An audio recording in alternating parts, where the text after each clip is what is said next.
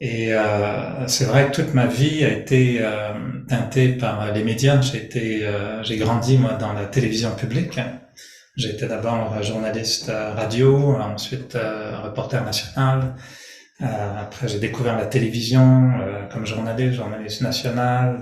Après, j'ai découvert la réalisation, donc l'orchestration de documentaires, émissions spéciales. J'ai été autant dans les nouvelles à travers le monde, en situation particulière dans différents pays. Coordonner des fois aussi les nouvelles du soir. Ici, vous avez, je pense, vous appelez ça le JT de 20 heures, je pense que c'est ça. Nous, c'est le TJ de 22 heures. Tu sais, dans la traduction, c'est un peu perdu, mais le JT de 20 heures est devenu le téléjournal de 22 heures au Québec, qui est la grande messe vraiment médiatique pendant longtemps à la télévision. Et donc j'ai baigné dans ce domaine. Comme je disais hier soir, c'est pas un domaine très paisible en général, et c'est pas là que j'ai appris le fondement de la méditation, mais c'est là que j'ai appris à vraiment être un yogi dans des circonstances où c'est là qu'on se met à l'épreuve et qu'on se demande est-ce qu'on est vraiment un yogi en soi, est-ce qu'on aime la méditation, est-ce qu'on aime la spiritualité, est-ce qu'on la pratique. Ben, dans une salle de nouvelles, on voit très vite où est-ce qu'on se situe. Et j'ai toujours trouvé que porter un regard sur le monde, le métier de journaliste est un métier de privilégié. C'est vraiment exceptionnel de pouvoir avoir accès. Et je sais qu'on a très mauvaise presse, alors je me fais pas d'illusions. Dans tous les sondages, apparemment, à travers le monde, on est à peu près au même titre que les vendeurs d'assurance. Donc, je suis conscient que les médias n'ont pas très bonne réputation. Mais malgré tout, vu de l'interne, moi je dirais que c'est des gens de qualité incroyable qui ont une volonté de communiquer, de révéler, de montrer ce qui se passe à travers le monde, c'est ça, de dénoncer aussi et d'expliquer, de faire avancer les sociétés. Alors des fois, bien sûr, c'est source de débats et de controverses, mais moi j'ai été très fier de travailler dans les médias pendant 38 ans. Et j'avais l'occasion récemment de peut-être prendre une petite porte de sortie discrète et puis de me dire, bon, ben, je pense que j'ai fait le tour et maintenant ça va me faire plaisir d'avoir un peu plus de temps justement pour partager des idées. J'aime bien toujours mettre des avertissements un peu comme dans les films, tu sais, attention, ce que vous allez entendre contient des messages réservés aux gens avertis. Donc, moi, j'ai jamais aucune prétention de détenir quelque vérité que ce soit. J'ai moi-même cheminé dans la spiritualité depuis longtemps, toujours en quête de, de s'améliorer, d'être mieux, d'être libre, d'être bien, d'être bon, de vivre bien. Et c'est pas facile, hein. C'est une vie quand même avec beaucoup d'épreuves. Alors je détiens aucune vérité. Le but de ces soirées, à mon avis, est simplement pour moi, de vous partager un peu des idées, des expériences de vie. Sachant que si vous êtes ici ce soir, surtout pour un thème aussi ludique, je ne sais pas si vous savez le thème, oui, de la soirée, non? Ah, ça tombe bien. Alors on parle de perdre la tête, vraiment perdre la tête, mais de la retrouver. Alors j'imagine que ceux qui sont venus sachant le titre ont peut-être déjà perdu la tête. Et bien sûr, c'est un titre ludique comme tout ce qu'on fait des fois un peu en conférence, mais les titres sont juste des excuses pour provoquer un petit peu aussi. Et moi, ce que j'espère ce soir, c'est que ce que je vais pouvoir partager avec vous vous serve de tremplin à observer un peu votre vie, vos aspirations, vos désirs, vos efforts, vos questionnements, et que les questions ou les points qu'on soulève ben, vous aident aussi à réfléchir sur comment chacun vit cette réalité qu'on souhaite spirituelle, mais des fois qui ne l'est pas nécessairement. Et je pense qu'on est tous aux prises dans notre vie avec des souhaits d'être bien, d'être heureux, d'être amoureux, d'être paisible. On a tous ce souhait de vivre une belle vie. Et si je ne me trompe pas, on a tous par moments des épreuves de vie qui viennent vraiment nous chercher. Et il y a des épreuves qui peuvent non seulement venir nous chercher, mais qui peuvent venir nous démolir complètement. Je ne sais pas s'il y en a qui ont vécu des moments difficiles dans leur vie, des deuils, des séparations, des crises d'angoisse, des questionnements par rapport à soi. Tiens, la liste, elle est longue, on a le choix.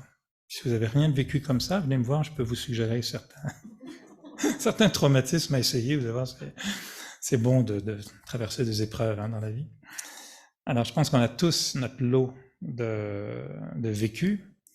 Et à travers cela, la question qu'on doit se poser, c'est comment je navigue à travers tout ça. Est-ce que je me perds? Est-ce que je me retrouve? Est-ce que je fais constamment les personnes qui sont prises dans les ronds-points éternels? Ça, on les voit passer tous les 2 ans. Bonjour, il me semble que putain, il revient 2 ans plus tard. Ah ouais, d'accord. Ah ouais, il est dans un rond-point de vie. Il fait juste tourner en rond. D'autres passent très vite. Tu dis waouh, il va vite. Puis là, t'entends un gros bruit. Tu dis oups, ok, il vient de frapper un mur. Et chacun a des trajectoires vues de l'extérieur qui peuvent paraître un peu divertissantes, mais vues de l'intérieur qui sont pas toujours très drôles. Et si vous repensez un petit peu à ces moments de vie, alors si on dit perdre la tête, bon, qu'est-ce qu'on veut dire? En anglais, l'expression est un petit peu différente. En anglais, ils disent you lost your mind. Donc les Anglais, eux, ils sont limités juste à perdre l'esprit. C'est déjà beaucoup pour eux. Alors imaginez, nous, on perd la tête au complet. Mais l'expression, en fait, est la même. C'est-à-dire qu'on a perdu une capacité à voir, à percevoir, à comprendre, à donner un sens à ce qu'on vit. Et est-ce qu'il y en a qui s'identifient à cette idée d'avoir perdu la tête une fois? Oui. Il y en a qui l'ont jamais perdu? Quelqu'un n'a jamais perdu la tête? On a plein d'expressions, hein, tu me fais vraiment... tu me fais perdre la tête, ou il y a toujours plein d'expressions qui illustrent ce problème. Alors, vous l'avez retrouvé, votre tête, ou vous l'avez toujours perdu? On peut mettre des avis, hein, si vous voulez, recherche, tête. Et si on l'a retrouvée, vous l'avez retrouvée dans quel état? Et où? Des fois, c'est ça le problème, on la perd longtemps, et on la retrouve pas nécessairement là où on la cherchait, puis quand on la retrouve, on dit... ah d'accord, c'est pas dans l'état dans lequel on aurait souhaité la retrouver. Alors tout ça c'est une formule pour s'amuser, hein, c'est des paraboles, mais concrètement, dans notre démarche spirituelle, pour moi perdre la tête en fait c'est de perdre mes repères, perdre des repères qui vont donner un sens à ce que je suis en train de faire, à ce que je suis en train de vivre. Et souvent, la perte de ces repères vient d'une déconnexion entre souvent, physiquement, si la tête se détache, c'est qu'elle a plus de connexion avec le tronc. Et la force du tronc, souvent, on va l'identifier avec le cœur.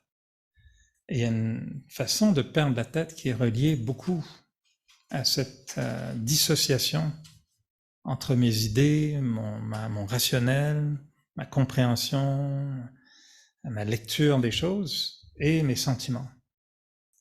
Et si vous regardez des fois ce que vous avez vécu, qu'est-ce qui fait que quelque chose nous énerve? Qu'est-ce qui fait que quelqu'un nous dit quelque chose, puis on se dit, tu m'as blessé, ça m'a fait mal, j'ai souffert. Pourquoi une situation va venir nous chercher particulièrement et va venir nous faire souffrir? Et très souvent, l'émotion est liée aussi à une incompréhension. Pensez, il y a des choses qu'on comprend bien, qu'on assimile bien, nous font beaucoup moins souffrir, généralement. Et on va dire, ok, j'aime pas, mais je comprends. Et ça apaise déjà. Mais quand on comprend plus, là, il y a une dissociation qui s'accélère et qui peut nous amener dans des bipolarités intérieures dangereuses, où mes émotions sont parties d'un côté, et puis ma tête est partie de l'autre. Donc ça s'appelle perdre la tête.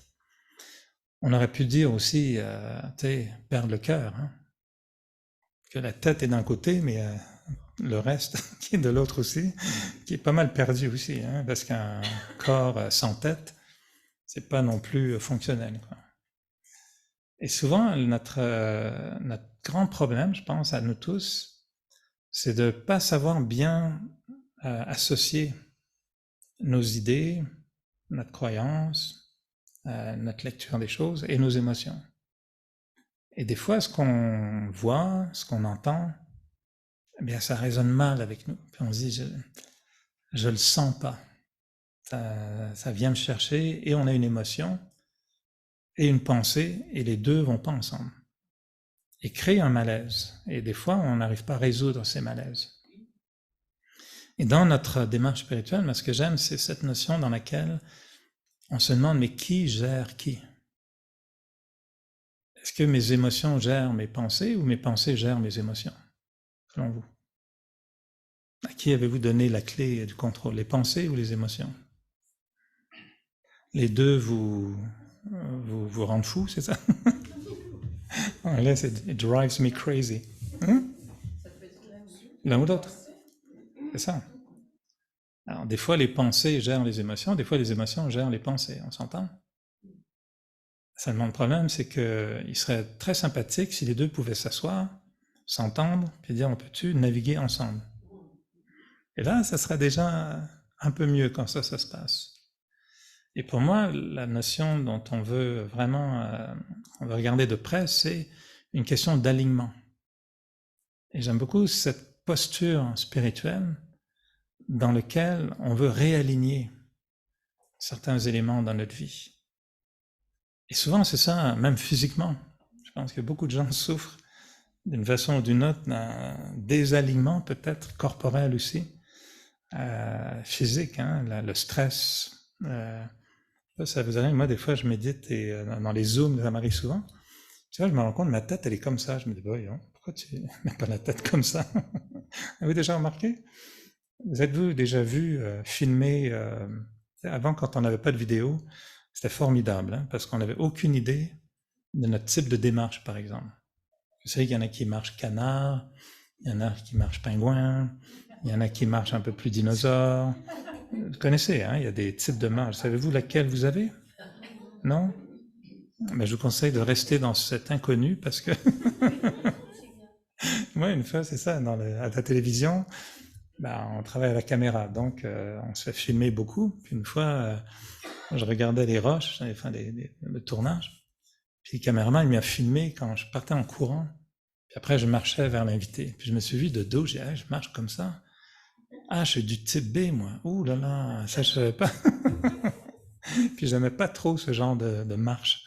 Après, j'essayais de changer. J'ai dit, ben, je vais essayer de marcher. Non, ça marche pas. Mais tout ça, juste pour illustrer le fait qu'on ne sait pas comment on est. À moins de se voir en vidéo, on n'a pas vraiment. Souvent, d'ailleurs, on ne s'aime pas trop hein, en tournage ou des fois, ah non, je vais pas voir mes photos. Bah oui, t'es bien. Et puis nous, on se trouve pas bien. Pourquoi? On n'est pas aligné. On sent que ce qu'on aimerait voir comme alignement, il n'est pas là. Il n'est pas comme ça. Et souvent, dans la lecture des événements de la vie, comment on traverse une épreuve, ben on se sent complètement désaligné. C'est-à-dire qu'il y a une partie émotive qui va de ce côté-là, une partie rationnelle qui va de ce côté-là, et on dit des choses. Je sais, mais je ne le sens pas. Ou alors, je sens quelque chose, mais je ne comprends pas. Donc, il y a une espèce de dissociation émotive et rationnelle. Et après, on a des grandes discussions. Alors, sûrement, certains d'entre vous se demandent combien de personnes habitent. Avez-vous déjà fait un recensement de la population intérieure? Non, mais c'est dangereux, mais il faut le faire. Oui? Oui. Ah, je pensais que vous parliez, non, ça vous gratte, évidemment. Mais avez-vous déjà remarqué qu'il y a plusieurs voix qui s'expriment à l'intérieur? Alors, je sais que c'est inquiétant quand on rentre dans ce domaine, mais on a tous souvent des dialogues intérieurs, non? Qui parle? Qui s'exprime en nous? Vous remarquez, des fois, vous avez des désaccords intérieurs? Ah oui. Alors, pourquoi on a deux personnalités qui ne s'entendent pas en nous? Quand vous dites, par exemple, l'ego, ouais. Mhm. Donc, l'ego, il prend la parole, puis l'autre. L'intellect qui n'est pas. Ouais, l'intellect. Même personnellement, je pourrais dire que c'est l'ego qui va aller quand tu n'es pas vraiment centré. Ouais. ça va aller te chercher, Ouais. puis c'est des personnages qui parlent, puis si ton ego est en priorité, ben, on va se trouver victime d'une situation qui, en regardant de l'autre côté, n'est même pas ça, mais il faut que l'ego soit Alors, dans l'ego, dépend comment on définit l'ego. Est-ce que le cœur parle aussi? Il a son mot à dire des fois? oui, effectivement. Ouais. Les mémoires, les attitudes, les comportements, les habitudes. C'est très complexe quand on fait une analyse de d'où viennent mes pensées. Moi, dans le Raja Yoga, ça a été la première chose qui m'a vraiment allumé. Quand j'ai pris le premier cours de Raja Yoga, d'abord, je m'attendais à faire du yoga physique. Alors, j'étais un petit peu déçu que, bon, pas de posture, mais bla bla bla bla bla bla. Oh là, ça, c'est parti pour une conférence. Mais quand on m'a donné le cours de base, plusieurs d'entre vous, je pense, avaient pris ce cours de base, on explique qu'est-ce que sont les pensées, d'où viennent les pensées, quels sont les types de pensées. Et c'est fascinant de comprendre qu'il y a différentes parties de moi qui s'expriment par le même haut-parleur, qui est en fait l'esprit ou qui exprime les pensées. Donc mes peurs, par exemple, quelqu'un qui a vécu un traumatisme, une situation se présente, la mémoire s'exprime et génère une pensée, va pas là, fais pas ça, c'est pas bon, tu dois pas faire ça, elle te veut du mal, puis là il y a tout un discours qui arrive et qu'on n'identifie pas tout de suite comme venant d'une expérience passée. Et des fois, on ne va pas la filtrer avec une espèce de psy intérieur qui va dire, bon, on se calme, ça c'était il y a 30 ans, maintenant il y a autre chose. Des fois, il n'y a pas ce filtre pour rationaliser cette peur et elle s'exprime de façon viscérale. Et on va dire, ah, j'y peux rien, mais c'est comme ça. Après coup, on va se dire, ah, c'est, ouais, bon, là, des gens, oui, mais tu comprends ce que tu as vécu dans ton passé, blablabla. Donc, on a autorisé le passé à s'exprimer. Des fois, ce qui s'exprime en nous, c'est nos désirs. C'est quoi ça, c'est désir? Tu veux l'attention de quelqu'un parce qu'elle te plaît pas mal, cette personne. Et là, on devient manipulateur peut-être, séducteur, séductrice, peut-être un peu exagérateur. On peut, tu sais, dans notre capacité de séduction, on va, une expression que j'ai apprise à Babette, on beurre épais, tu sais, on va en mettre beaucoup pour impressionner l'autre. Ça vient d'où ces idées-là? Un désir. Alors c'est fascinant quand on analyse toutes les sources qui vont produire des pensées dans notre esprit, sans même mentionner les pensées des autres, qui viennent pas de moi du tout. Moi, on a montré un documentaire fascinant de la BBC, que je ne vais pas raconter, c'est trop long, mais qui démontrait qu'ils avaient pris une équipe de créateurs qui devaient proposer un logo, un slogan, des couleurs pour une compagnie. Et cette équipe a été menée en bateau littéralement, et quand ils l'ont amené à leur lieu pour un contrat, la BBC avait complètement scénarisé le chemin qu'ils allaient emprunter. Ils avaient carrément créé des grandes affiches avec des slogans, mis des choses dans les vitrines. Ils ont embauché des gens pour venir dans l'autobus avec des banderoles, des trucs. Ils ont nourri les personnes qui sont des professionnels de la création, de la créativité. Ils les ont nourris pendant tout le trajet avec des messages, des signaux, des couleurs, etc. Puis on leur a demandé, pour la compagnie, qu'est-ce que vous aimeriez, qu'est-ce que vous pensez? Ils sont partis, ils ont réfléchi, etc. Ils ont proposé, ils sont venus pour proposer quelque chose. Et l'équipe de la BBC a dit, avant que vous nous réveilliez ce que vous avez créé, nous on va vous dire ce qu'on pense que vous allez nous proposer. Elle dit, ben comment c'est possible? Alors, on va vous dire. Et donc la BBC, avec leur équipe, dévoile, on dit, nous on pense que vous allez, avec toute votre créativité, on sait exactement ce que vous allez proposer. Vous allez nous proposer ça, ce genre de logo, ce genre de slogan, ce genre de couleur. La BBC filme en direct cette rencontre, tu vois les gens blêmir, mais vraiment la tête des gens qui espèrent se faire payer un gros montant pour leur grande créativité. Je dis, mais comment vous savez, vous avez triché ou quoi? Il dit non. Et là, les gens révèlent leur logo, puis ils disent, mais c'est presque pareil, c'est exactement ça qu'on a pondu avec beaucoup d'efforts en se croyant créatif. Et là, on leur dit, ah, vous n'avez pas compris une chose, on vous a complètement manipulé. Et tout le trajet que vous avez suivi, on l'a planifié pour vous, puis on vous a donné des messages, vous avez tout encaissé, c'est exactement ça que vous avez ressorti. Alors quand on nous dit, ah, moi j'ai une idée géniale, moi je les écoute, je dis, et tout doit bien ton idée géniale, peut-être même pas de toi. Et tu l'as lu dans le journal, tu sais même pas que ça vient d'ailleurs, puis tu me la sors comme si c'était ta certitude puis ta grande invention. Bravo, mais désolé de te dire que ça vient pas de toi.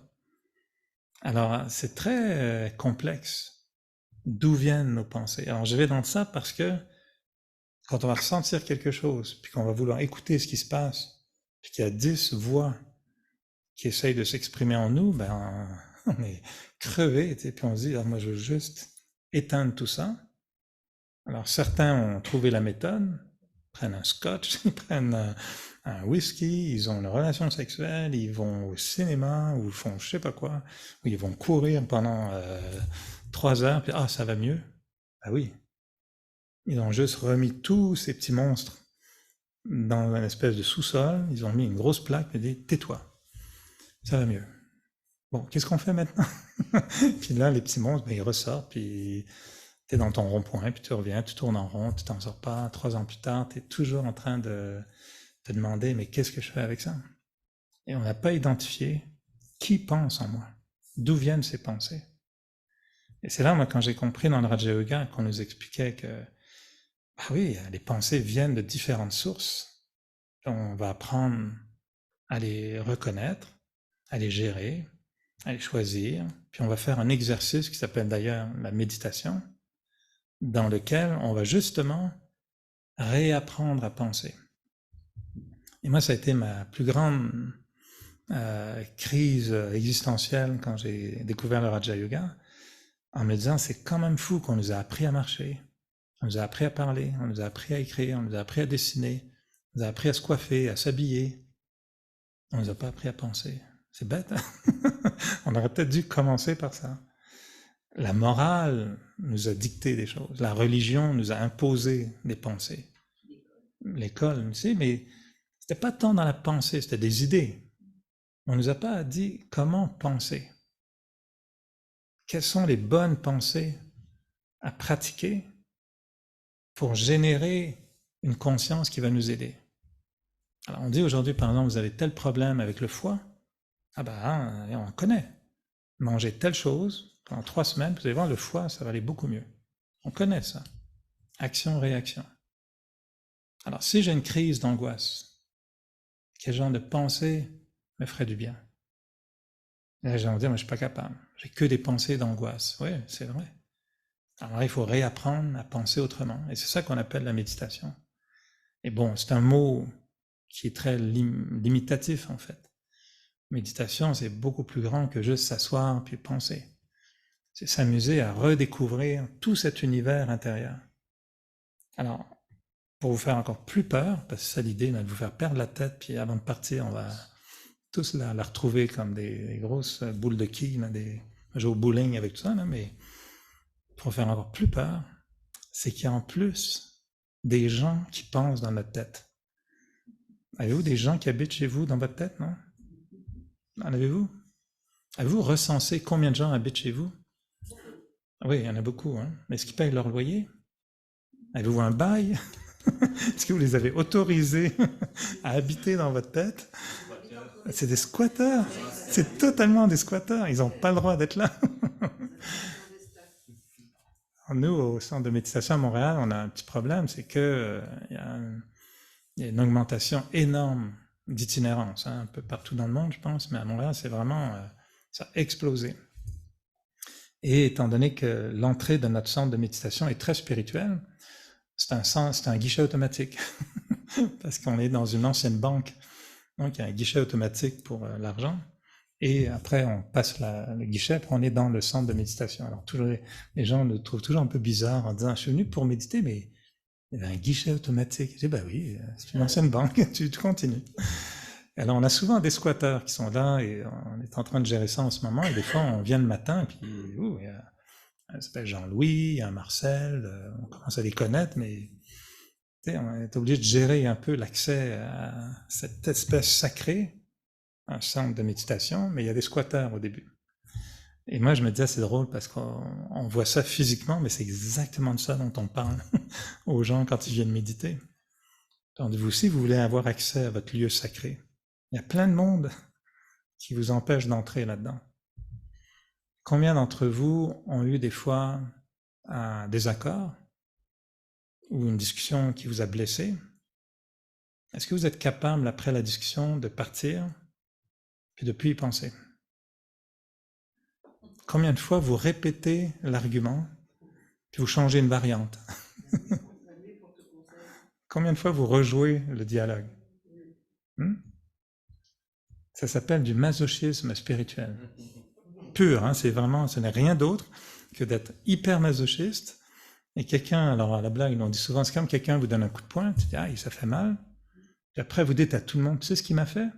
Puis là, vous vous redonnez un coup de poing. Et ils disent, donne-toi pas un coup de poing. Non, non, mais c'est ça qui m'a fait. Puis là, on se donne un coup de poing, tu vois, c'est ça qui m'a fait. Mais arrête, donne un coup de poing.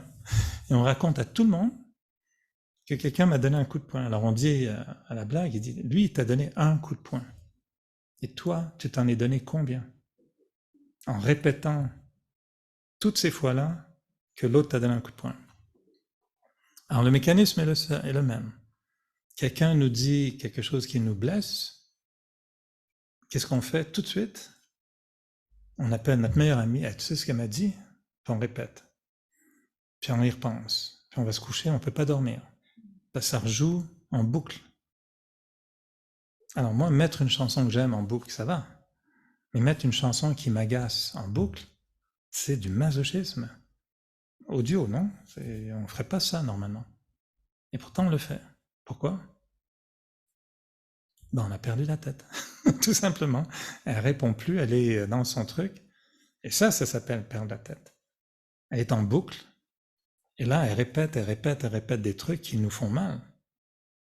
Et là, on perd toute capacité de lucidité, de discernement, de jugement, de concentration, de calme, etc. Puis ça répète. Il faut apprendre à prendre du recul. Apprendre du recul, il faut apprendre beaucoup de choses, oui. Ouais, apprendre du recul. C'est un grand travail sur soi.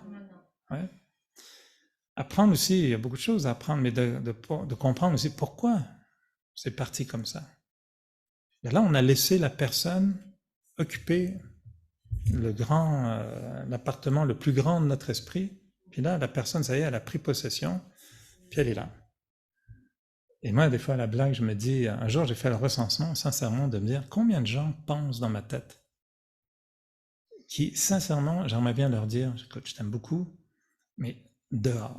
Désolé, mais là, tout le monde dehors. On va rénover l'édifice. Vous êtes obligés de sortir. Je suis désolé, je fais des rénovations. Et j'ai vraiment fait cet exercice de me dire pourquoi j'ai autant de gens qui parlent dans ma tête.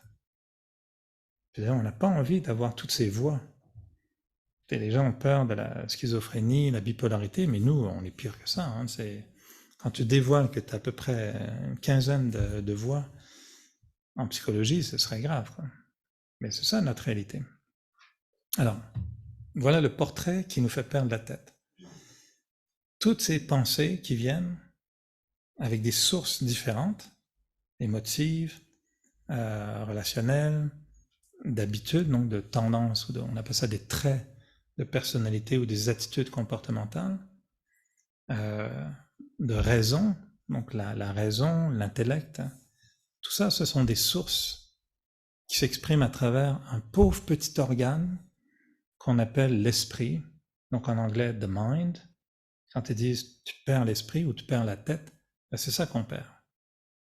Et si cette portion de soi, qui est notre faculté d'entendre la pensée, si cette faculté-là, elle est totalement brouillée confuse et saturée de pensées contradictoires, c'est évident que il y a un moment donné, ça déconnecte. L'émotion ne peut plus suivre. Il n'y a plus de correspondance possible.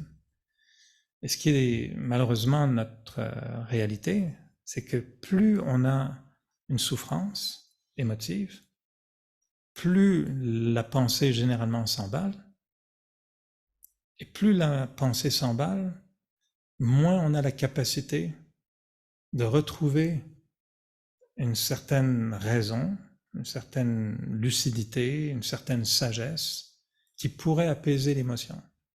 Donc on est dans un cercle vicieux où l'émotion nourrit la pensée nourrit l'émotion, puis là ça s'emballe. Et là on parle de crise. Et là les gens disent là je traverse une période difficile. Étrangement, la même période pourrait ne pas être difficile si j'avais gardé un alignement. Et on a tous, je suis sûr, vécu par moments des situations dans lesquelles, étrangement, une situation de conflit me stimule parce que je sens que je garde le dessus. Avez-vous déjà vécu ça?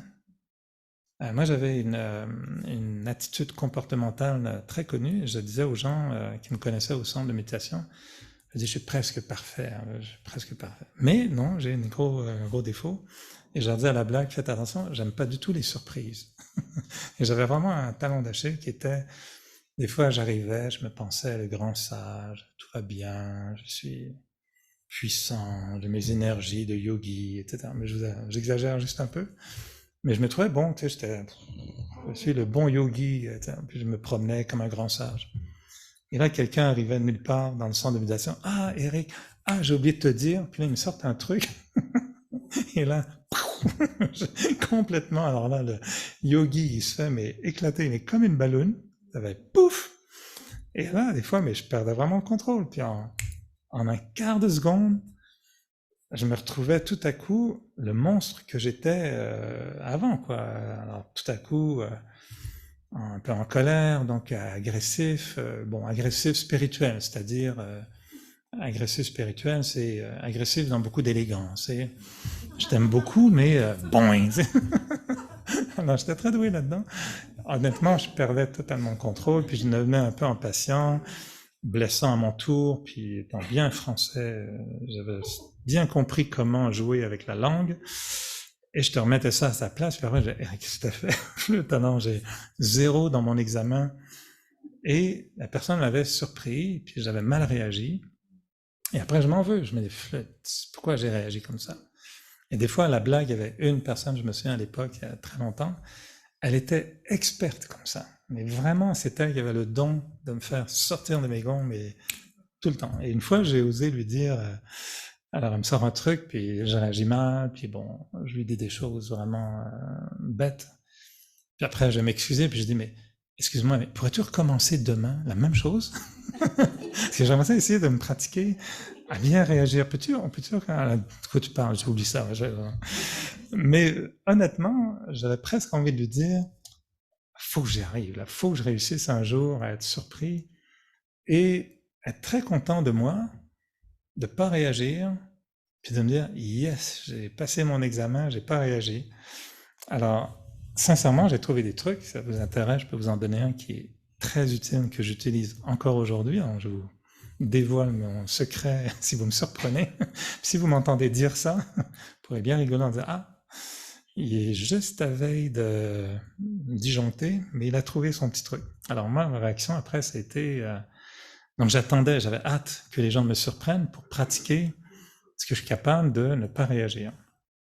Et un des nombreux trucs que j'ai trouvé, c'était « Ah, c'est très intéressant, laisse-moi y penser un petit peu. » J'ai vraiment développé cette formule « Ah, c'est très intéressant. » Tu sais, quelqu'un me dirait « Écoute, Eric, je suis désolé, mais la voiture que tu m'as prêtée, j'ai eu un accident. » Tu sais. Ah, ça c'est vraiment très, très, très intéressant. C'est vraiment très, très intéressant. Laisse-moi y penser un petit peu, je te reviens. Comment ça, tu me reviens? Non, laisse-moi y penser. Et là, vite, il faut partir avant que j'explose dans un monstre qu'on veut pas voir, quoi. Et vraiment, je vous assure, c'est encore une formule que j'utilise beaucoup aujourd'hui. Ah, c'est intéressant. C'est vraiment intéressant. Ouais, j'ai y pensé un petit peu. Et pour moi, c'était vraiment de désarmer ma colère, ma réactivité, en fait, à une situation. Et j'ai appris à aimer l'attitude de ne pas réagir et de rester en contrôle. Et honnêtement, quand on développe cette aptitude, après, tu te regardes, c'est pas de l'ego, de l'arrogance, c'est se dire, waouh, j'ai été capable. Face à, par exemple, un désaccord d'idées, moi, j'étais très, très attaché à mes idées. On appelle ça de l'ego aussi, un attachement à des idées, attachement à toutes sortes de choses. Et d'ailleurs, l'ego, c'est pas toujours évident de voir son ego. Comme je disais tout à l'heure, si on se fait filmer puis qu'on se voit marcher de dos, on se dit « Waouh, ok, c'est comme ça que je marche. Je savais pas que j'avais cette démarche-là. » Notre ego, il est invisible. Et comme la partie la plus importante de notre corps est le visage, on peut le voir qu'avec un miroir. Ben, notre ego, on ne le voit que lorsqu'il nous éclate en pleine face. Et très jeune, je venais de commencer dans le Raja Yoga, et peut-être certains m'ont déjà entendu raconter cette histoire, mais elle est très drôle. Et j'étais tout jeune dans le Raja Yoga, je venais de me faire dire que les pensées, voilà, tout ça, j'étais super excité à mettre de l'ordre dans tout ça, puis moi je vais faire ça, puis yes, c'est bon le Raja Yoga, ma vie va changer, ma liberté arrive, j'étais super enthousiaste. Et la fille qui dirigeait le centre m'a dit « Ah, ben faut que tu m'aides un petit peu, on a la grande directrice des Brahma Kumaris qui vient à Montréal, notre très chère, enfin une dame que j'ai par la suite découvert et que j'aime beaucoup, beaucoup. Alors, on avait fait un programme, puis dans notre naïveté à 21 ans, on avait appelé ça « Le temps des anges ». C'est très, très joli. On est dans les années 80 et les gens pratiquement fument l'avoine à l'époque. Hein. Maintenant, on la consomme, mais à l'époque, on la fumait pratiquement. Donc, c'est une époque fabuleuse et on va faire un programme qui va s'appeler « Le temps des anges ». Magnifique. On va chez l'imprimeur, donc cette grande yogi qui a 1 an et 3 ans d'expérience et moi à peu près 3 mois d'expérience. Et on arrive chez l'imprimeur et avec le poster, on dit on va faire imprimer ça. Il dit oui, quelle couleur? Et elle a dit telle couleur. Et moi, très français, qui est expert dans l'esthétisme et le goût, qui a un bon goût, alors qu'elle n'a pas de bon goût vraiment de toute évidence, j'ai dit ben non, tu peux pas faire dans cette couleur-là. C'est pas, non, c'est pas bien. Ce serait mieux cette couleur, bien sûr. Ceux qui ont du bon goût savent que c'est cette couleur, n'est-ce pas? J'exagère un petit peu. Mais j'ai déclenché en elle tout de suite une petite réaction. Elle dit, ben non, on va faire cette couleur. Alors on commence devant l'imprimeur avec une belle image d'un ange à littéralement s'engueuler. Et moi, je ne démords pas de la couleur en disant, mais non, il y a des... Alors j'essaie de justifier intellectuellement, je ne sais pas trop quelle théorie, que le mauve était vraiment mieux que le bleu dans sa description de l'ange. Et elle, alors là, en français, vous dites quoi? Elle pète un câble, c'est ça? Elle a disjoncté totalement. Et devant l'imprimeur qui commençait à rigoler comme un malade, parce qu'il dit, c'est le temps des anges. Oui, vraiment. Vraiment, je pense que on aurait bien besoin d'avoir des anges dans la salle, parce que ces deux-là, ils ont l'air vraiment d'un petit diable. Et elle commence, mais alors, à me sortir devant lui. Hein. Alors, j'étais super gêné qu'elle ose me dire des trucs très personnels devant ce gars-là. Puis elle dit, mais Eric, tu te rends pas compte de ton ego. Mais tu es toujours en train de me contredire. Hier, quand tu m'as dit ça, c'est de l'ego. Ah oui, elle a raison. Oui, c'est vrai que j'ai argumenté pas mal hier. Après, elle me dit, puis ça, puis hier, puis avant-hier, puis la semaine dernière, puis tout ça. Puis à chaque fois, elle me disait, bon, t'arrêtes là, parce que lui, il est en train de se bidonner vraiment. Il était vraiment en train de dire en disant, la couleur, bon, pas tout de suite, d'accord. Et à chaque fois qu'elle me disait des trucs, je venais pour argumenter. Puis elle me dit, puis en plus, tu vois, tu veux toujours avoir le dernier mot. Et là, je viens je me dis, oui, c'est vrai, je veux toujours avoir le dernier mot. Et là, je me suis rendu compte que, waouh, ok, j'ai un problème. J'ai vraiment un problème. J'ai un gros ego. Et ça va être dur de l'enlever, quoi.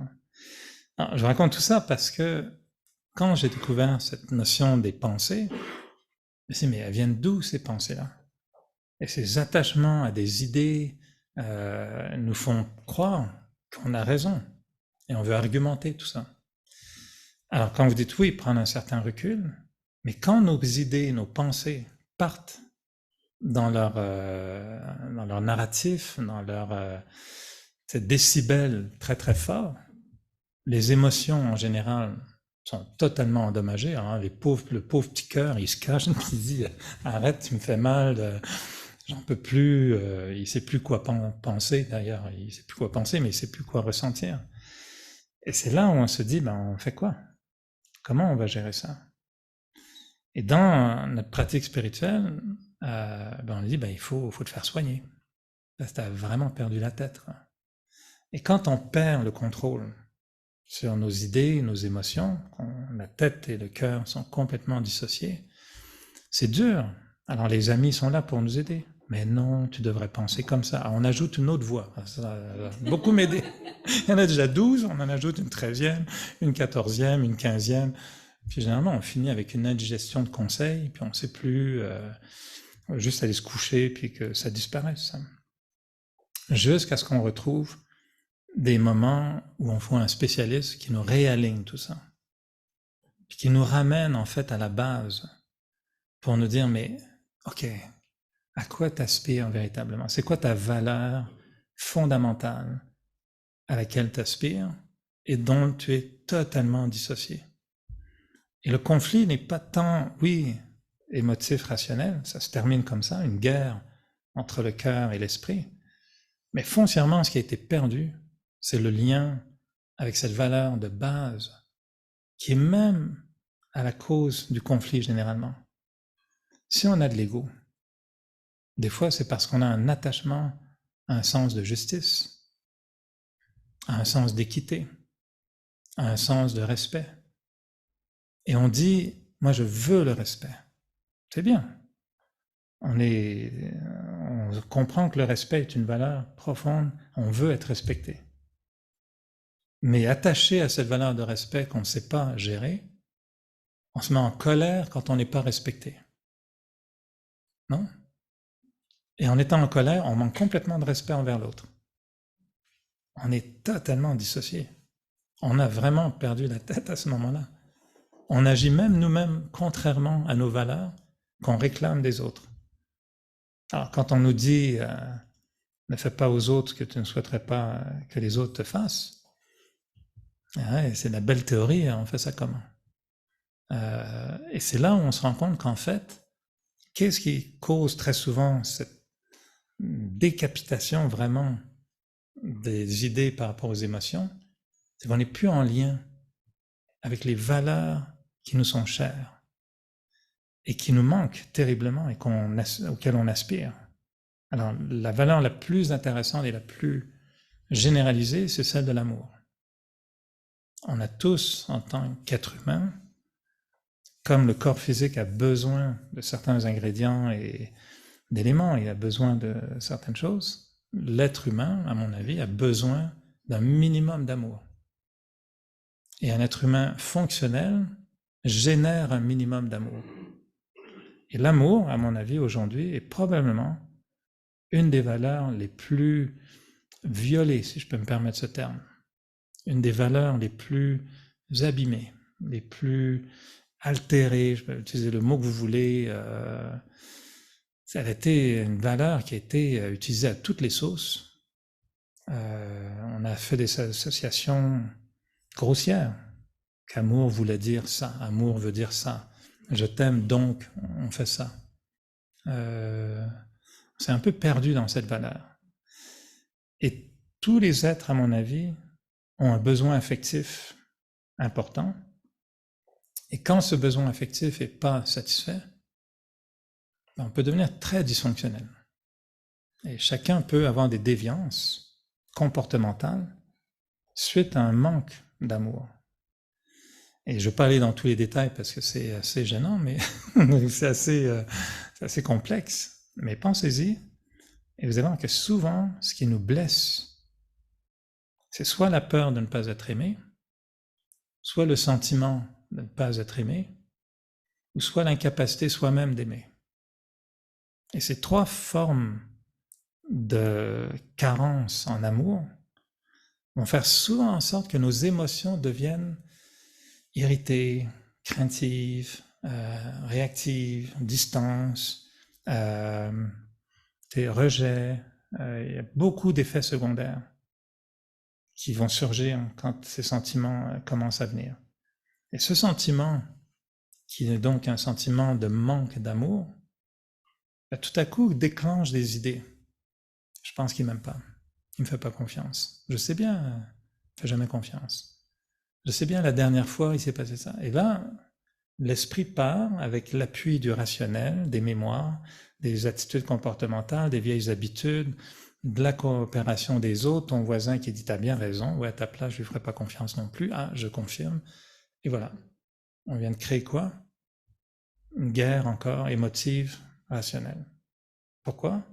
Une valeur à laquelle on est très attaché et à laquelle on doit être attaché. Ce sont des valeurs fondamentales. Cette valeur, on n'est plus en lien, on n'est plus aligné avec cette valeur. Et moi, ce que j'ai découvert dans cette pratique spirituelle que j'aime beaucoup, c'est que on essaye de toujours nous ramener à l'expérience de cette valeur-là. Et c'est comme si, temporairement en méditation, c'est pour ça qu'on baisse les lumières, on met des petits coussins, on s'occupe bien, on met tout ça douillet pour dire, temporairement, on va vous anesthésier un petit peu, on avoue, hein, c'est très manipulatif, on vous anesthésie. Et c'est comme à l'hôpital, hein, avant de vous couper, c'est bien d'anesthésier, c'est une bonne idée. Et donc on anesthésie un petit peu la souffrance pour commencer à toucher quelque chose. Et la méditation, c'est quoi? C'est on met de côté temporairement tous nos tracas, et là on essaye de toucher le cœur. Et là on essaye, à travers les commentaires de méditation, les partages, les expériences de vie, de nous redonner une expérience d'amour. Puis nous dire, c'est ça que tu cherches, hein? C'est ça que tu aimes. Et à la blague, moi je dis souvent, ce qui est magnifique en méditation, c'est qu'on devient amoureux, mais de personne. C'est comme vraiment le paradoxe de dire, t'es devant un mur, t'es avec un sourire béat, tu fais quoi là? Tu regardes qui? Non, personne. Tu fais quoi? Ah, moi je suis dans un état d'amour. Ah bon? Mais avec le mur? Non, avec personne, je suis dans l'expérience de l'amour. Mais oui, mais pour qui? Ah ben personne. Avez-vous déjà senti ça, que l'amour n'a pas besoin d'être pour quelqu'un? Moi, ça a été ma plus grande découverte. J'ai jamais cru qu'il était possible d'être amoureux, mais de personne. Vous avez déjà vécu ça? Dites ça à quelqu'un, moi je suis amoureux en ce moment. Ah oui? De qui? Ah ben de personne. Ah bon? Je ne dois pas te comprendre là. Je comprends ce que tu me dis. Non, je suis dans un état d'amour. L'amour, c'est quoi? C'est juste une fréquence qui est déclenchée par des phénomènes, oui, mais on est dépendant de ça. Donc si tu me donnes des cadeaux, tu me fais des beaux yeux, puis tu m'embrasses, ah je t'aime. Si tu me donnes une gifle, ah ben je t'aime moins. Ok, amour conditionnel. Dans ce cas-là, justifié quand même, mais conditionnel. On aime quelqu'un, pourquoi on ne l'aime plus après? Je veux dire, l'amour, c'est un sujet, wow, un univers, une galaxie. Et de réapprivoiser cette galaxie, moi je dis, c'est les plus beaux moments de philosophie, de spiritualité, de méditation, c'est là-dedans. C'est la valeur fondamentale. Sans amour, on est tous des petits raisins secs. Puis quand ça tombe par terre, ça ressemble à un petit caillou, puis oups, il va pas bien. Il est pas en forme, lui. Alors qu'un cœur qui est empli d'amour, bon raisin juteux, nous on fait pas du vin, mais on fait du divin avec. C'est une autre fabrication, je vous expliquerai ça un autre jour. c'est autre chose. Hein. Alors, voilà, donc un cœur empli d'amour, c'est du divin. Mais c'est beau l'amour. Et moi je vous mets au défi en vous disant, je suis persuadé que tous et chacun ici, notre seul problème, c'est un désalignement avec cette valeur de l'amour. Pur.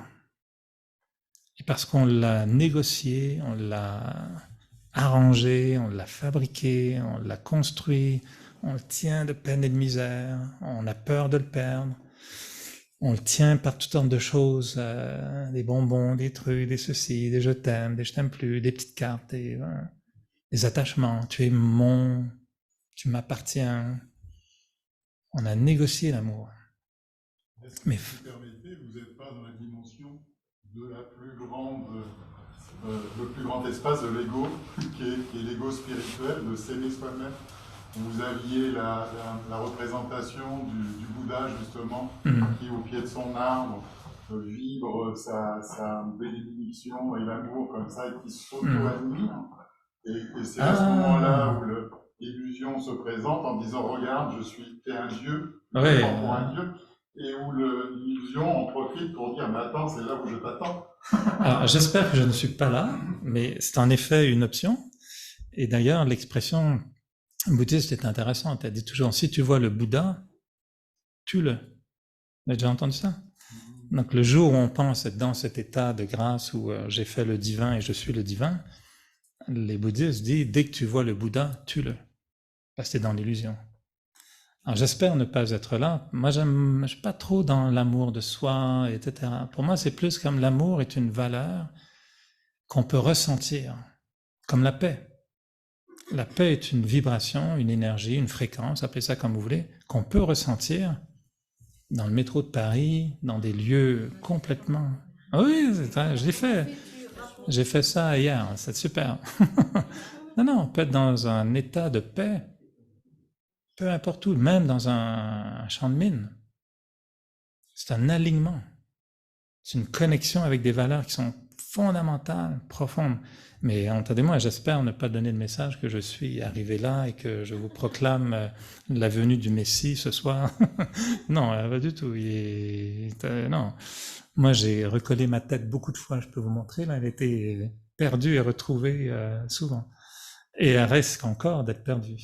Non, ce que je dis, c'est l'amour, c'est la plus grande valeur fondamentale à l'être humain et qui, quand il n'est pas vécu, sainement, sereinement, ben cette dissociation, ce désalignement avec l'amour peut créer beaucoup d'émotions négatives, des pensées négatives et qui nous font perdre la tête. L'expérience qu'on va chercher, l'exercice qu'on va faire, par exemple, c'est aimer ceux qu'on n'aime pas. Ceux qu'on n'aime pas. Oui, c'est bien. Hein? Aimer ceux qu'on aime, c'est facile. Mais apprendre à aimer quelqu'un qu'on n'aime pas. Pourquoi? Parce que si, évidemment, je ne veux pas aimer ce que fait la personne, si la personne fait quelque chose de mal, c'est pas ça. Mais je vais aimer la personne à un autre niveau. Alors, dans l'amour, on ne va pas avoir le temps d'aller dans tout ça, mais il y a plein de couches d'amour. Très rapidement, il y a un amour pour la chair, l'amour charnel, l'amour physique. Tu as l'amour ensuite des fois pour la personnalité de l'individu, tu l'apprends, tu la découvres, tu l'aimes bien, l'amour humain. Après, des fois, il y a un amour qui est basé beaucoup plus sur ce que je ressens. C'est émotif, l'amour émotionnel. C'est inexplicable, je vois cette personne, je sens quelque chose, je sens de l'amour. C'est bien, on ne sait pas pourquoi. Mais c'est pas nécessairement physique, c'est pas nécessairement sa spécialité, juste un amour émotionnel. Des fois, il y a un amour qui est beaucoup plus basé sur l'admiration. Un joueur de tennis fabuleux, une chanteuse, un chanteur, l'amour admiratif. Si vous allez vivre avec eux, vous allez les haïr. Mais vous les entendez chanter, vous les adorez, ils sont super. Amour admiratif, mais allez pas vivre avec eux, c'est des diables en personne. Après, il y a l'amour qui est beaucoup plus fusionnel. C'est mon neveu. Ah, mais j'aime beaucoup mon neveu. J'aime pas le neveu de l'autre. Mon neveu, je l'aime bien. Ma mère, évidemment. La mère de l'autre, non. Pourquoi? Amour fusionnel. Lien. 5 formes d'amour qui sont assez... waouh, bonne chance. sont difficiles à gérer. Et 2 autres formes d'amour qu'on connaît beaucoup moins, l'amour spirituel et l'amour divin. L'amour de Dieu, l'amour pour Dieu, on ne rentrera pas là-dedans non plus, mais c'est intéressant. Et je pense qu'en tant qu'être humain, on est perdu beaucoup dans les 5 formes d'amour qui ne sont pas mauvaises, mais qu'il faut gérer attentivement parce qu'elles peuvent être très douloureuses. Et l'amour pour ceux qu'on n'aime pas, à mon avis, doit devenir un amour spirituel. La religion nous a dit « aimez-vous les uns les autres », etc. On comprend le concept, mais on ne sait pas l'appliquer. Parce qu'on dit « aimer comment ?» Je dois aimer un méchant comme j'aime mon mari ou ma femme? Ben non, pas le genre d'amour. Et l'amour spirituel, c'est autre chose.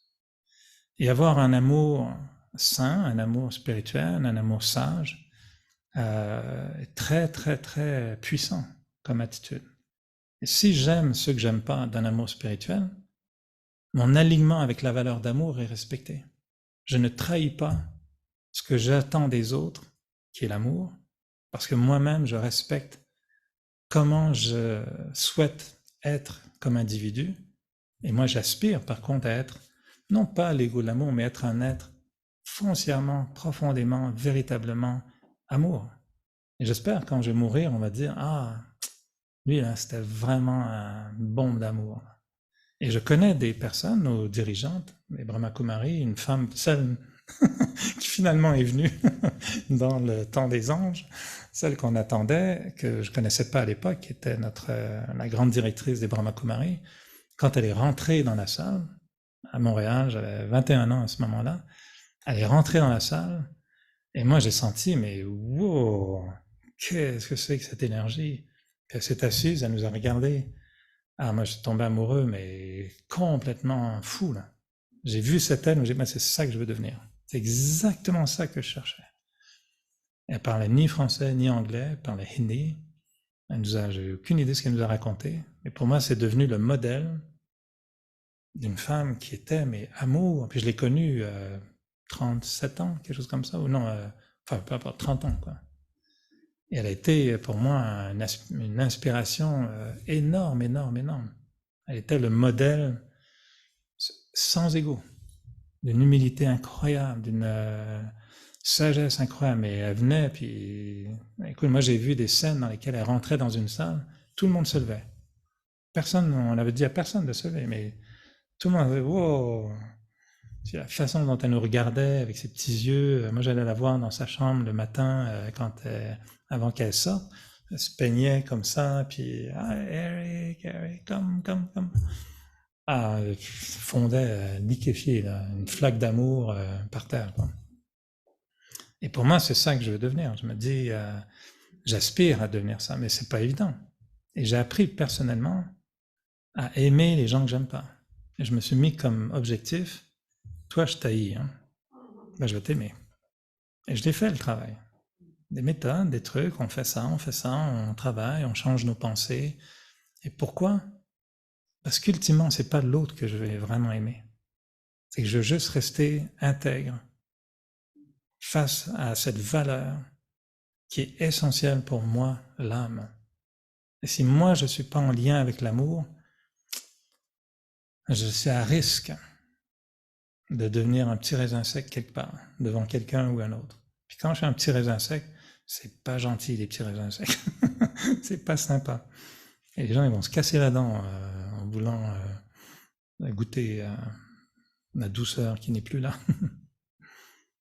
Est-ce que ça va ou je vous choque un petit peu ou ça vous dérange pas? Ça va? Vous êtes toutes perdues la tête? Vous retrouvez la tête?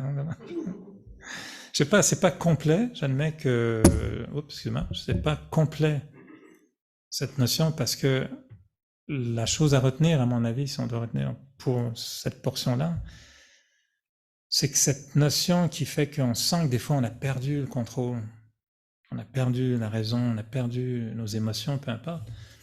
Juste se souvenir, est-ce que je vis pas un désalignement? Il n'y a pas quelque chose qui est désaligné. Tu sais, les chiros en ce moment, ils veulent toujours nous remettre tout ça droit, puis tiens, puis voilà, ça. T'as remis ça dans un alignement. Moi, j'ai des amis, ils sont profs de pilates. À chaque fois qu'ils me voient assis, ils disent « Eric, t'as vu comment t'es assis? Tu te fais mal. Remets-toi plus droit, marche comme ça. » Quand j'ai une amie, elle est prof, elle est très drôle, puis quand je suis debout, à chaque fois, elle me dit « Tu sais que t'es en train de te faire super mal. » Tu sais, on est toujours pas bon. Et c'est très conséquent hein, physiquement.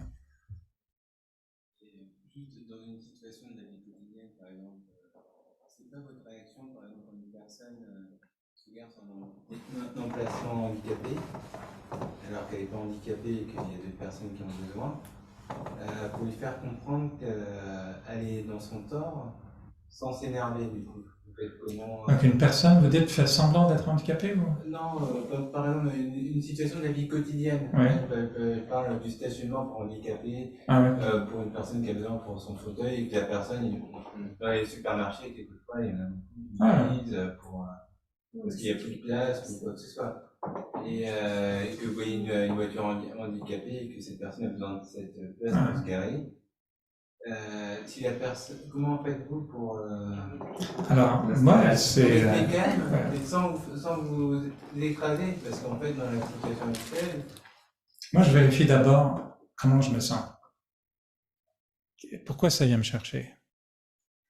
Alors si vous observez une personne fait ça, ok, c'est anti-civisme, et donc pourquoi ça m'énerve? Je m'attends, alors pour moi je vais aller vérifier mes émotions.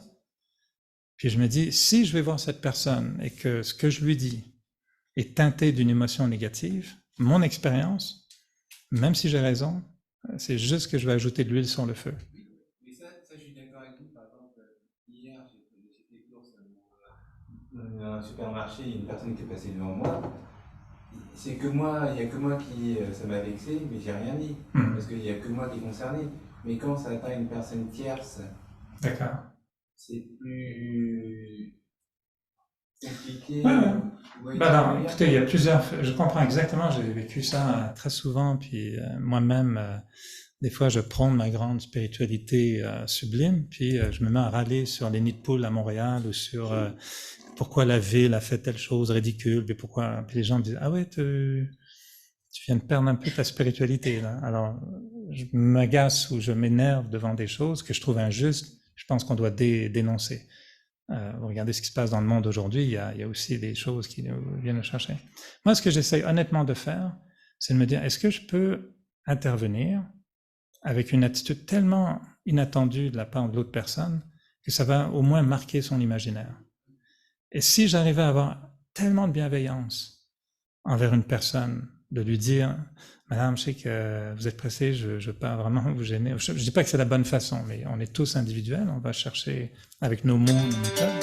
Je veux faire d'aborder quelqu'un qui est vraiment négatif, de vraiment arriver avec beaucoup d'empathie, sympathique envers la personne, puis vous savez, c'est vraiment dommage pour l'autre, parce que ça va être dur pour elle.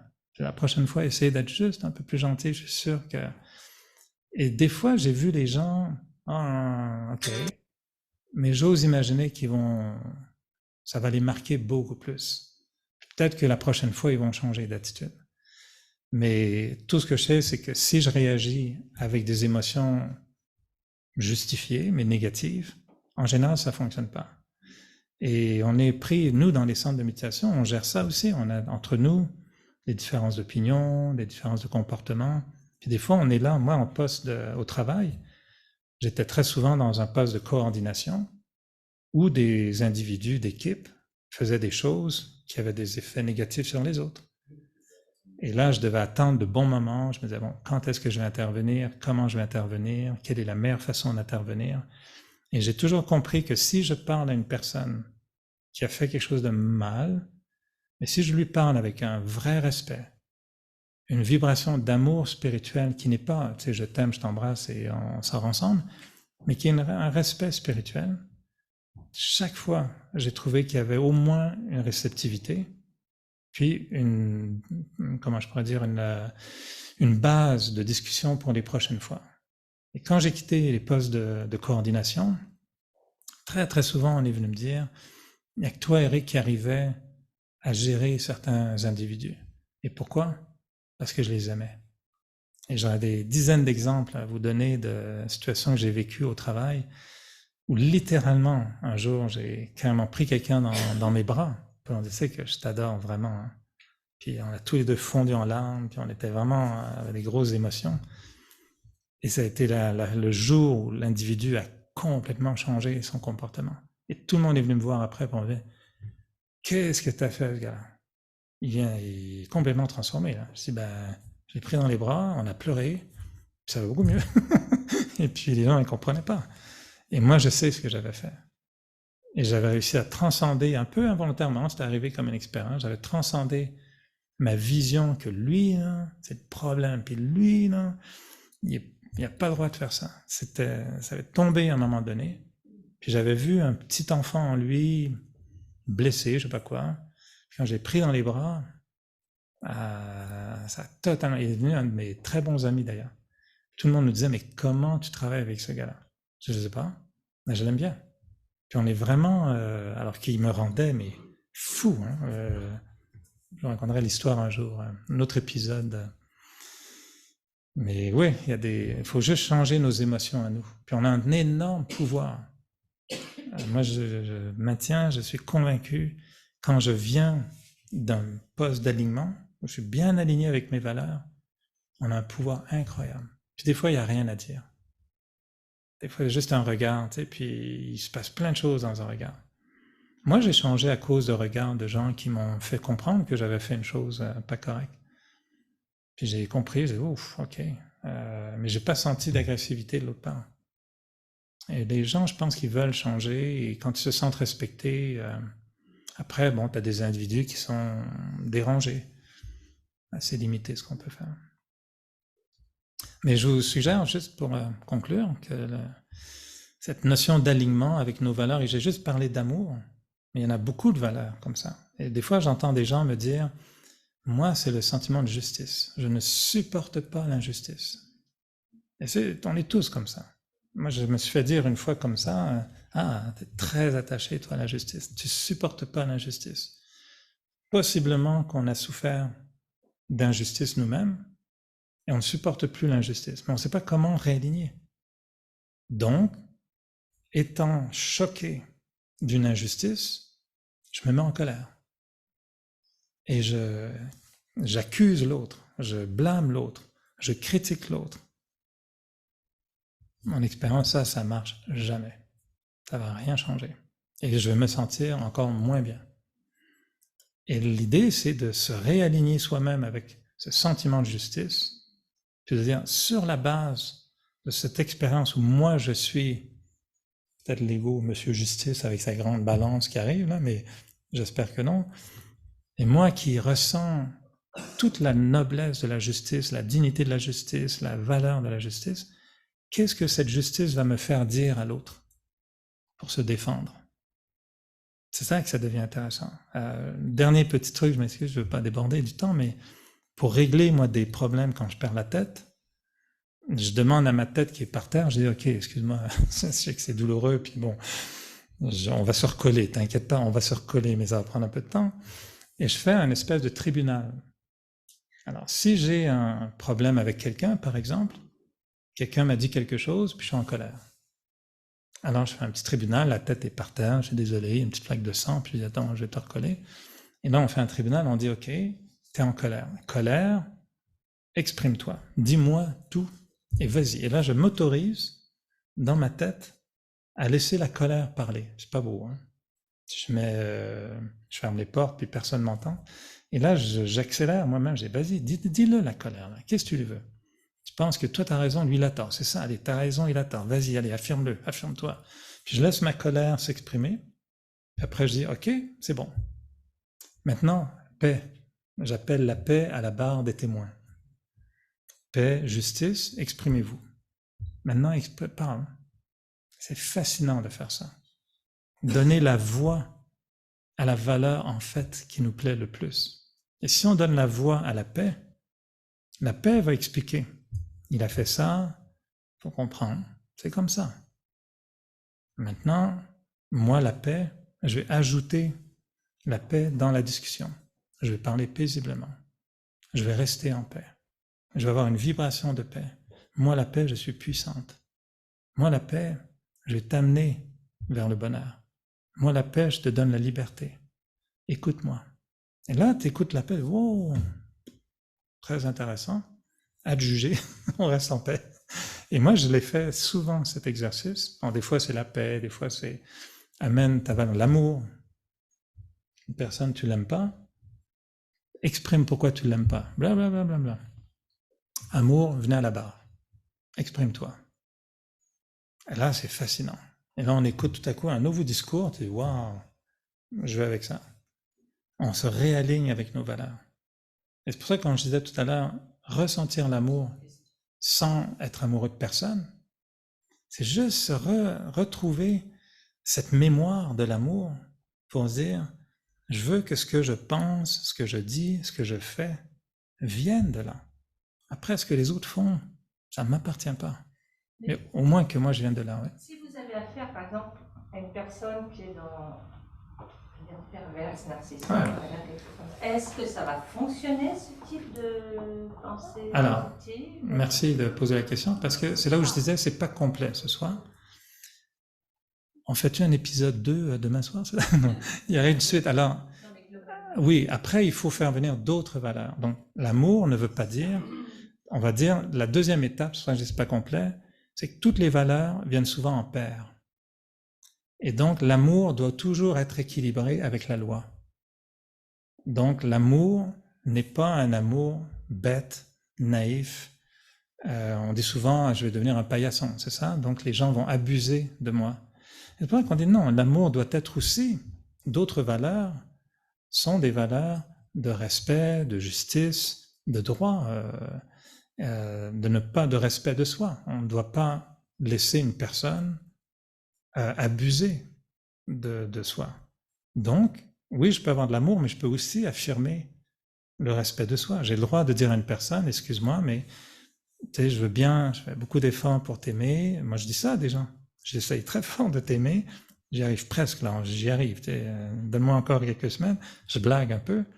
Mais je leur dis des fois, ce que tu viens de me dire, ça me blesse beaucoup et ça dépasse ce que je peux tolérer. Et donc, je pense que c'est mieux qu'on ne se voit plus. Je peux dire ça. Mais je ne vais pas le dire ni avec une colère, ni avec blâme. Je ne tourne pas le mal vers l'autre. Je lui dis juste, moi, je ne suis pas capable. Et là, on a atteint mes limites, puis je m'excuse. J'essaye de t'aimer, mais ça m'a beaucoup blessé. Je ne peux pas aller plus loin. J'ai jamais vu quelqu'un me reprocher ça. Ça clôt la chose. Oui.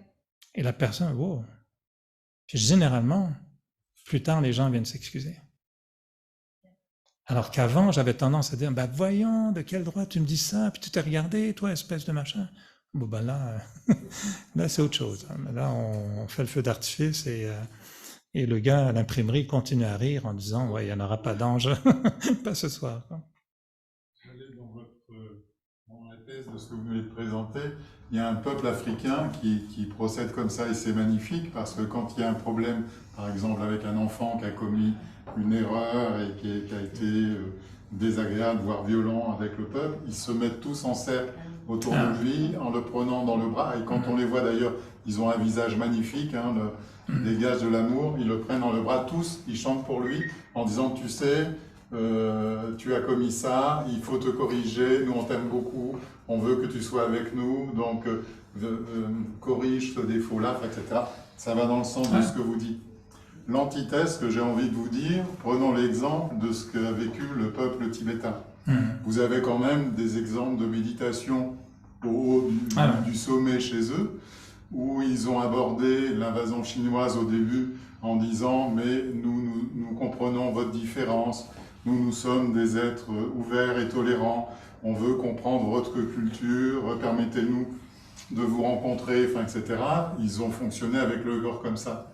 Le résultat, ils ont fui le pays, leur pays, il n'y a plus de territoire, on a remplacé les Tulku par des faux, enfin, etc. Vous voyez, enfin, il y a une... Là, comment on fait dans cette situation-là, comme Madame dit, est-ce que c'est juste d'être dans cette position d'amour quand l'autre en face n'est pas capable de l'entendre ni de le vivre, et qui en plus le prend comme une violence? Absolument. On peut prendre l'exemple de Gandhi aussi, hein. Il s'est finalement fait tuer aussi. Mais écoutez, on s'en reparle demain soir, c'est ça? Comme je vous dis, c'est des gros sujets. Hein. Là, il y a d'autres éléments en ligne de compte qui font intervenir la notion de lien interactif entre des peuples et des nations. Donc là, on rentre dans ce qu'on appelle les lois du karma, le karma général d'un peuple, d'une nation. C'est complexe. On aurait pu en parler parce que c'est la notion d'émotion dont vous avez parlé au début. J'avais envie de vous dire justement dans les peuples qui pratiquent, on va dire le chamanisme, vous des guillemets, où ils disent justement on vit dans 13 niveaux différents, ou votre histoire est dans 13 niveaux différents. Dans un ou deux, vous avez des blessures, il faut aller là pour vous guérir. Et en fait, c'est pas 13 voies différentes, c'est soit dans différents états, et il faut avoir la conscience de tous ces états pour être entier. C'est ça. Alors, c'est pour ça, ce soir, je pense qu'on... de là où on a des défauts. Ce soir, on voulait parler peut-être de perdre la tête, une tête à la fois. Quoi. Alors, peut-être un autre soir, on parlera de perdre toutes les têtes en même temps. Là, ça devient plus compliqué. Hein. Alors, je ne vais pas abuser de votre temps. J'ai déjà dépassé un petit peu le temps qui m'était alloué. J'espère que la proposition de départ a été pour vous intéressante. C'est-à-dire que vous repartez avec au moins stimulation quelconque à vous faire réfléchir, à vous... Puis c'est en toute simplicité, hein, je vous dis pas loin de là que j'ai ni les solutions à toutes les choses ou les réponses à toutes les questions et les problèmes, mais pour moi c'est un cheminement. Pour moi c'est un cheminement qui est fascinant. Et le chemin vaut la peine d'être exploré. Puis je vous invite toutes et tous à faire des petites recherches en vous, des laboratoires. Le centre est un lieu fabuleux pour ça. Ceux qui n'ont pas suivi les cours, je vous invite sincèrement à les suivre. Ceux qui les ont déjà suivis, continuez à explorer des idées, pratiquer la méditation, qui est un moment de recueillement, qu'on peut d'ailleurs faire pour juste quelques minutes avant de vous laisser, pour essayer de donner vie à ces idées-là. C'est des belles idées. Il faut leur donner l'espace pour vivre. Et c'est ça la méditation, quand on se dit à soi-même « je suis une âme puissante, une âme emplie de paix », on veut le vivre pour que quand on parte après et qu'on se fasse surprendre dans le métro, on dise « ah, c'est intéressant, je reviendrai demain, bougez pas, je reviens ». Non, mais c'est intéressant, c'est très intéressant. Alors, on termine sur cela et peut-être on se fait un petit 5 minutes de réflexion. Je vais juste proposer 2-3 pensées pour vous éviter de perdre la tête et puis...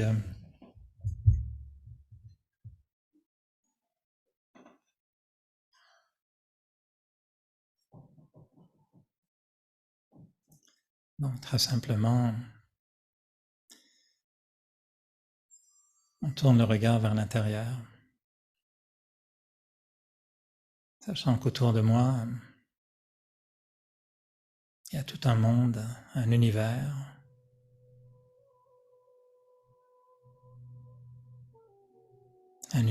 passionnant, merveilleux, complexe.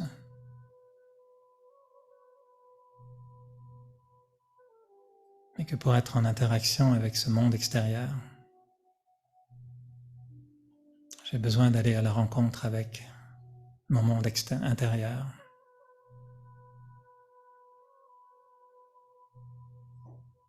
D'entendre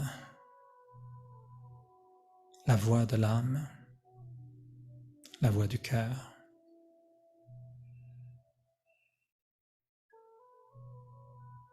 De replonger dans ce silence.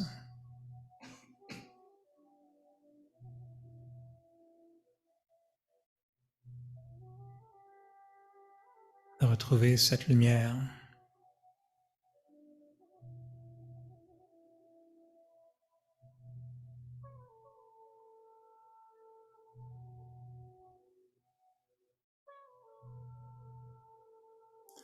De retrouver mes origines.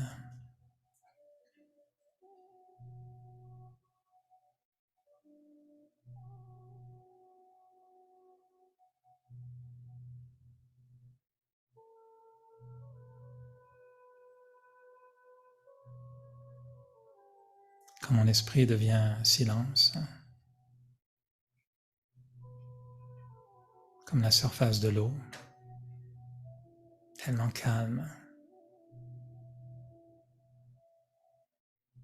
qu'elle devient comme un miroir.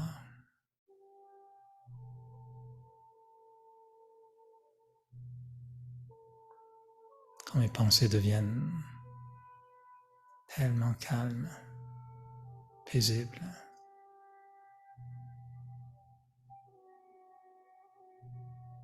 que je laisse ce silence entre deux pensées devenir le miroir de l'âme.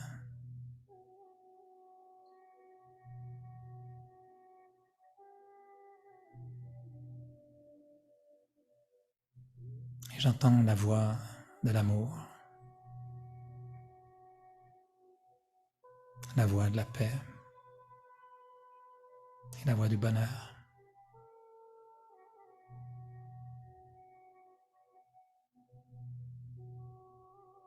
Comme des sirènes au fond de l'océan, qui m'invitent à plonger dans les profondeurs du silence.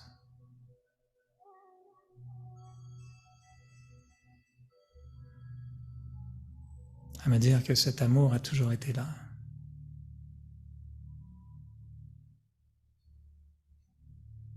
Qu'il est enraciné au plus profond de l'âme.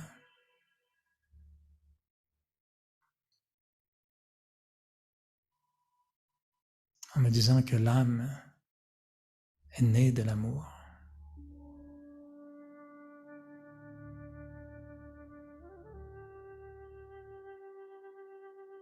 Au cœur de l'âme, il n'y a que ça, de l'amour.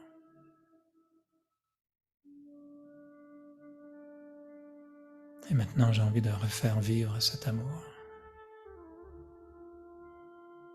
Comme s'il pouvait ressortir du fond de l'océan, redevenir cette lumière à la surface de l'eau, se propager tout autour. Qu'il y ait de l'amour dans mon regard, de l'amour dans mes paroles, l'amour dans mes gestes.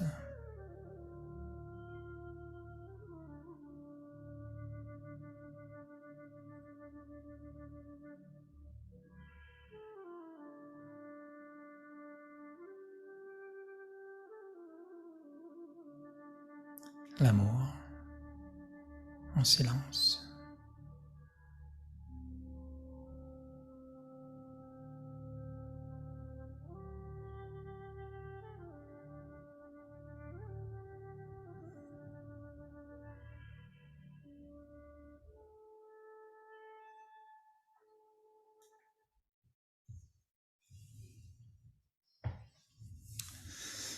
Merci infiniment d'être là. Ceux qui est derrière soi savent ce qui est dans cette petite boîte magique. Oui. Alors, venant du Canada, j'aurais voulu vous amener à tous et à chacun des petits cadeaux spéciaux. Mais pour que ça rentre dans la valise, j'ai trouvé une formule très simple. Ça rentre dans une petite boîte. Ce sont des petites pensées magiques avec des images du Canada qui vont vous faire rêver pour vos méditations. Et je vous invite à partir avec cette carte. Quand vous aurez un petit moment de silence, vous la regardez, puis vous vous transposez là. Donc là, c'est probablement la Nouvelle-Écosse, avec des phares côte est du Canada, donc les maritimes. Après, on a les Inukshuk, les statues inuits dans le nord du Canada. Enfin, il y a des images comme ça. Vous faites une petite méditation au Canada. C'est gratuit, empreinte écologique parfaite, pas besoin de prendre l'avion. Et vous regardez l'image, vous partez dans cet univers, puis vous lisez la pensée magique qui est là, puis vous dites, voilà ce que je suis. Celle-là dit, j'apprécie ce que m'offre la vie, et j'avance avec légèreté et confiance, sachant que mes besoins seront toujours satisfaits. Quelqu'un veut celle-là? Je la remets dans le paquet. Non. Alors j'ai demandé peut-être, Patricia, ou est-ce que je peux vous demander peut-être de les remettre à la sortie, comme ça on va éviter le concept, le prêtre qui va donner l'hostie et la bénédiction. Et en plus de l'hostie, il y a aussi une petite douceur. Il y a une petite douceur, mais ça c'est une hostie qui est pas à plat, qui est en 3D. Qui est ronde. Elle est ronde. Et les deux viennent du Canada. Voilà, alors vous amenez des petites douceurs et des bénédictions, des pensées. Ouais.